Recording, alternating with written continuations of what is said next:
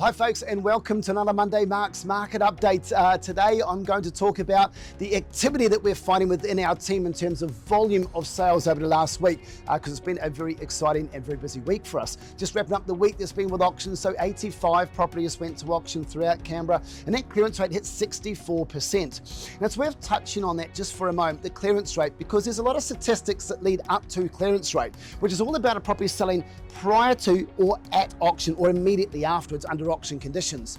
However, there's absolutely no stats that then track those properties that don't sell through afterwards in the coming weeks to see if and when they sell and at what sort of figures they sell for.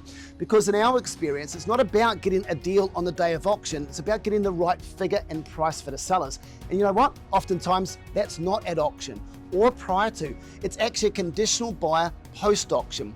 And we've been experiencing bidding wars between multiple parties post-auction. We've actually made significantly more money for our sellers than what we could have made under the hammer on auction day. In the last 7 days alone, our team has sold 7 properties, so 7 separate individual established properties over that course of their week. So of course we're very busy, but it just shows that there is strong activity out there, that perhaps the interest rate rise, okay, it's happened and life's got to move on, buyers have still got to buy and sellers have still got to sell. A great time for buyers where the pricing is of course different from what it was at the start of the year, but of course for sellers, most of them are selling in order to buy another property, and that's the balancing effect that occurs in real estate. So they're not out of pocket at all. They end up buying the next property they're going to buy a bit cheaper than what they would have because they sold a little cheaper.